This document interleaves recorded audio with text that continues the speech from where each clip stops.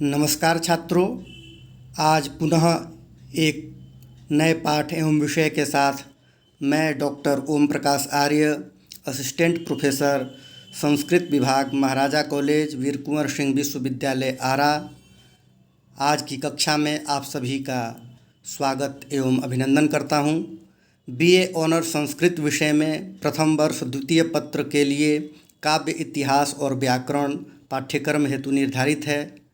आज हम लोग इतिहास के अंतर्गत बहुत सारे विषयों को पढ़ना है, जैसे रामायण, महाभारत, महाकाव्य, गद्य काव्य, पुराण, चंपू इत्यादि।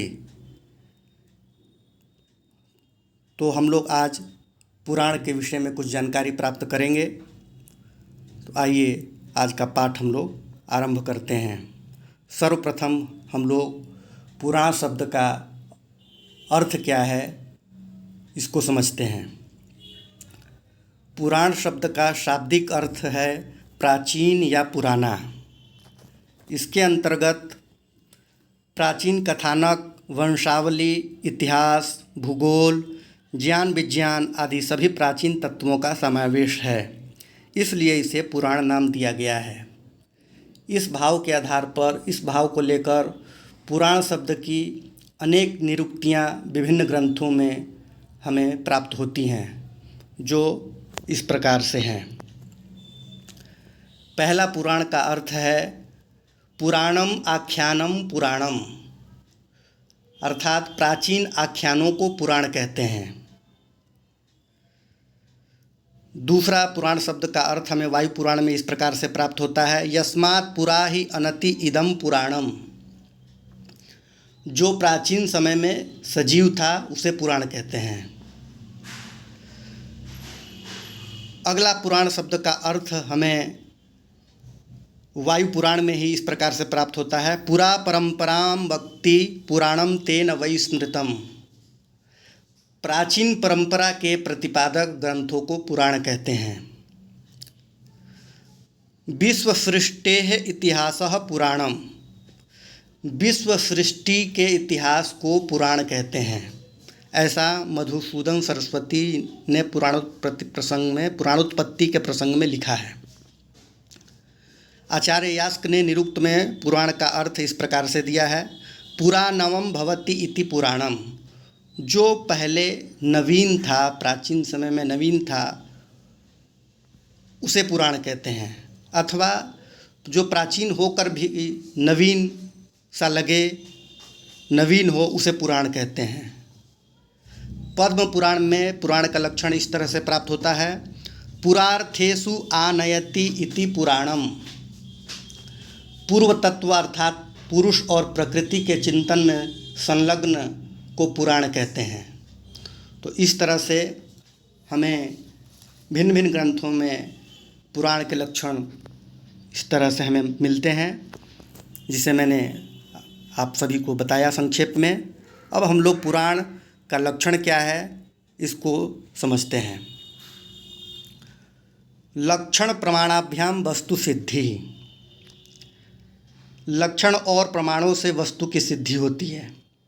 इस नियम के अनुसार पुराण का लक्षण क्या है, यह जिज्ञासा उत्पन्न होना स्वाभाविक ही है। इसके समाधान के रूप में प्रायः अनेक पुराणों में पुराण का लक्षण इस प्रकार से प्राप्त होता है, सर्गश्च प्रतिसर्गश्च वंशो मन्वन्तराणि च वंशानुचरितं चैव पुराणं पंचलक्षणम। ये पुराण के 5 लक्षण बताए गए हैं। सर्ग, प्रतिसर्ग, वंश, मनवंतर और वंशानुचरित का वर्णन जिसमें हो उसे पुराण कहते हैं। पुराण में 5 बातें मुख्य रूप से होनी चाहिए। नंबर 1 सर्ग, सृष्टि की उत्पत्ति का वर्णन। दूसरा प्रतिसर्ग, प्रलय एवं सृष्टि का पुनः प्रादुर्भाव। तीसरा है वंश, देवों और ऋषियों की वंशावली का वर्णन होना चाहिए। मनवंतर, प्रत्येक मनु, काल और उस समय की प्रमुख घटनाएं, इनका वर्णन होना चाहिए। वंशानुचरित, सूर्य और चंद्रवंशी राजाओं का जीवन चरित्र भी पुराण के अंतर्गत आता है। इन 5 विषयों के अतिरिक्त भी पुराण में अन्य विषयों का भी वर्णन है, जैसे प्रार्थना, उपवास, व्रत, तीर्थ, भौगोलिक स्थान, ज्योतिष, शरीर विज्ञान, आयुर्वेद, व्याकरण, काव्यशास्त्र इत्यादि का भी वर्णन हमें पुराणों में मिलता है। अब हम लोग जो अभी पंच लक्षण को हमने पढ़ा, इन पंच लक्षणों को थोड़ा और विस्तार से समझते हैं। सर्वप्रथम है सर्ग। सर्ग किसे कहते हैं? तो सर्ग का लक्षण बताया गया, अव्याकृत गुण क्षोभात महतस्त्रिवृतो हमः भूतमात्रेन्द्रियार्थानां संभवः सर्ग उच्यते। जगत की, संसार की तथा उसके नाना पदार्थों की उत्पत्ति अथवा सृष्टि सर्ग कहलाती है। तात्पर्य यह है कि जब मूल प्रकृति में विद्यमान गुणों में क्षोभ उत्पन्न होता है तब महत तत्व की प्राप्ति होती है।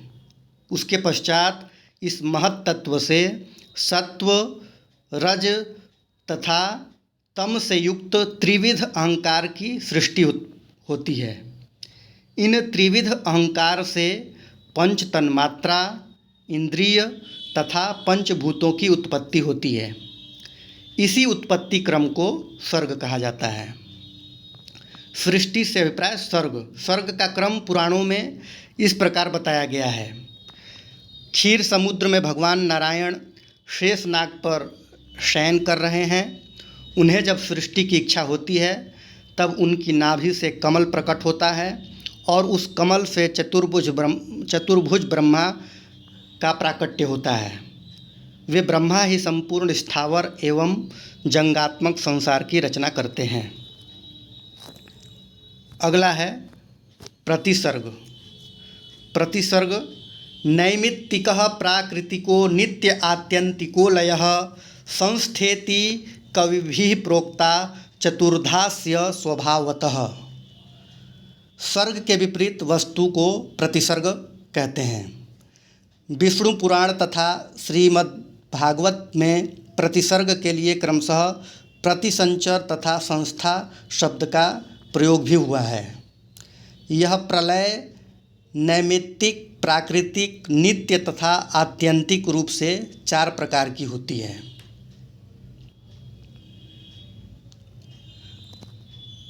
अगला है वंश। राजा ब्रह्म प्रसूतानां वंशस्त्रैकालिकोन्वयः, अर्थात ब्रह्मा के द्वारा उत्पन्न राजाओं एवं उनकी संतान परंपरा को वंश नाम से जाना जाता है। श्रीमद् भागवत में इस शब्द के अंतर्गत मुख्य रूप से राजवंश का ही वर्णन प्राप्त होता है, किंतु अन्य पुराणों में इस शब्द के अंतर्गत ऋषियों की वंश परंपरा का वर्णन भी प्राप्त होता है। मन्वंतर। मन्वंतर मनुर्देवा मनुपुत्राः सुरेश्वरः ऋषयोंशावताराश्च हरेः षड्विधमुच्यते। मनु, देवता, मनुपुत्र, इंद्र, सप्तऋषि और भगवान के अवतार, इन 6 विशेषताओं से युक्त काल को मन्वंतर कहते हैं। पुराण में वर्णित समयों की इस संबोधन से स्पष्ट किया गया है। मन्वंतर चतुर्दश बताया गया है। प्रत्येक मन्वंतर का स्वामी एक विशिष्ट मनु हुआ करता है, जिसके सहयोग के रूप में देवता, पुत्र, इंद्र, सप्तऋषि तथा स्वयं भगवान हुआ करते हैं।